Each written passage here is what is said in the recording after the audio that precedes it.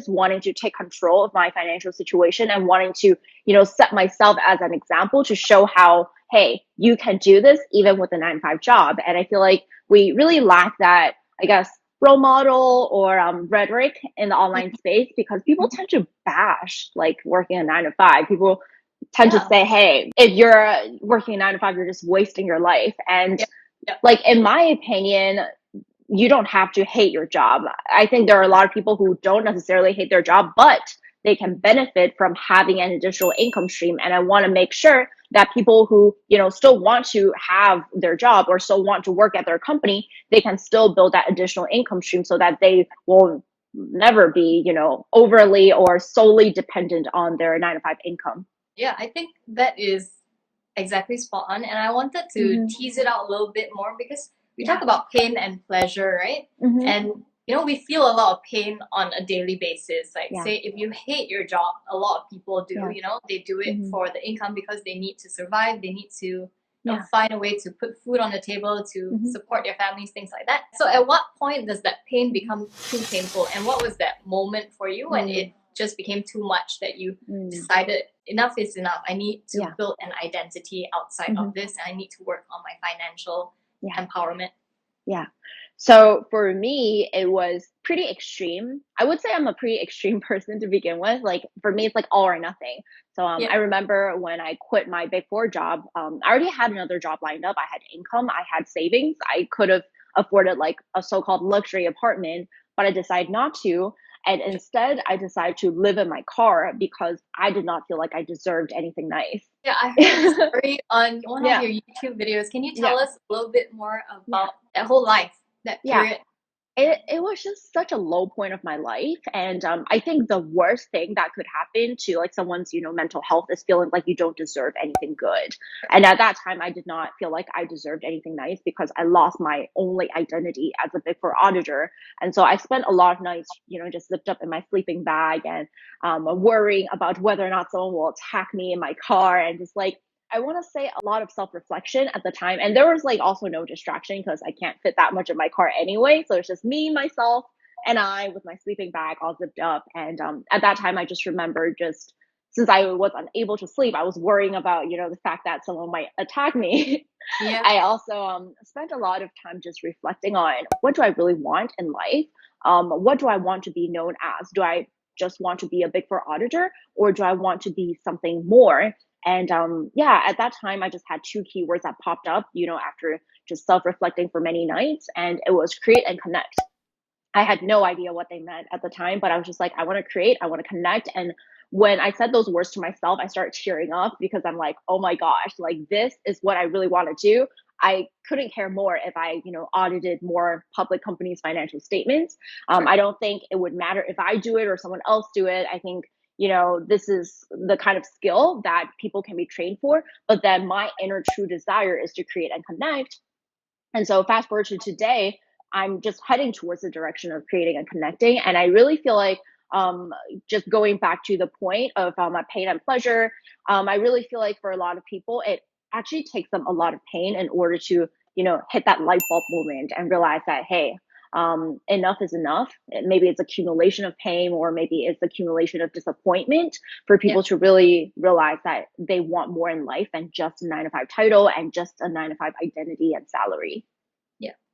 I would like to share a little bit about what was my painful experience to get me moving in looking into my finances and figuring out how to actually quit binge shopping. I was so into binge shopping when I first started working and having my own salary. I thought it was so cool that I could now afford my own shit. And I went overboard, like with all of that. And what actually got me started was the school that I was working in.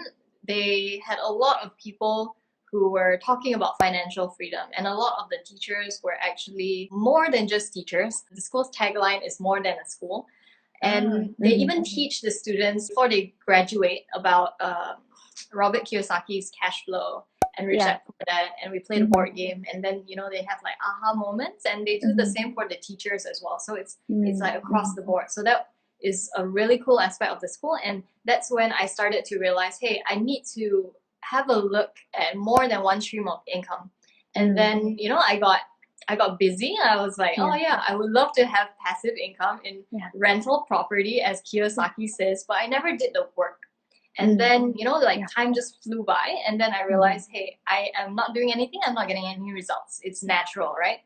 So I decided to do something, but it had to be painful before I actually decided to do something. So my pain point was that I was realizing after 3.5 years of teaching, I was boxing myself into that job of teaching. Not to say that there's anything wrong with teaching. Teaching is like one of the professions I really have a lot of respect for. It takes a lot to be a teacher, and I only was able to experience that by being a teacher myself. And I realized that, hey, you know, AI is coming in. It doesn't matter if you're a doctor, if you're a teacher, somehow one day you are replaceable. And that really scared me. So I started to think about what are some of the skills that I would like to pick up. I don't know, I just like grabbed it out of thin air, and I thought, hey, look, sales, no matter what we do, sales is so necessary. It doesn't matter what you're selling, but I want to train in this and I want to practice this. And then there is also strategy, business strategy. And as an employee, this one's really hard, because if you're not in a role that enables you to see like business development and how deals are made and how like companies can move forward, are they building an empire? Are they building a legacy business? Or are they just building for the next 5-10 years and then they're going to close shop? So that's the aspect that I wanted to see. So like two things, sales and strategy. I also had this thought simmering in my head because, you know, I still live with my parents. I'm super blessed at 28 years old. And by the way, Cherry is, what, are you 24? I'm turning 25 next week.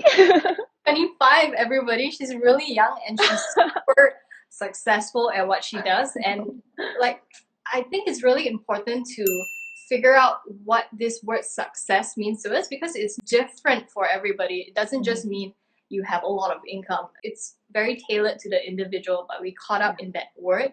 Okay, I got sidetracked.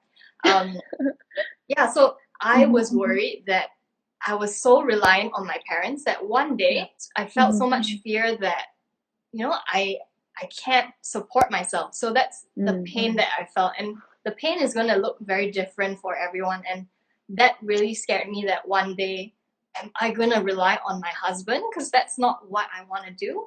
I just get caught up in worrying. So instead of focusing on the worry, I thought to myself, what can I do for myself now?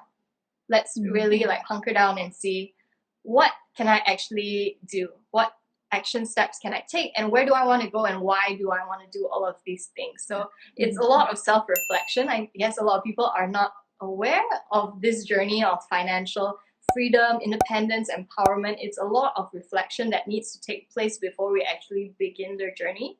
And we're not going to have the answers at the start. We're not going to have the answers in the middle. It's just like a really long path, to me at least, and it's about discovering ourselves. And I guess that's how we full circle tie back again to